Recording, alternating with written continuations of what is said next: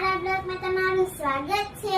તો આજે હતી પોચી પૂનમ। તો તમે બધા પોચી પૂનમ રહ્યા છો કે નહીં કમેન્ટ કરીને કહેજો। તો ચાલો આપણે જઈએ ધાબે ચંદ્રમાના દર્શન કરવા।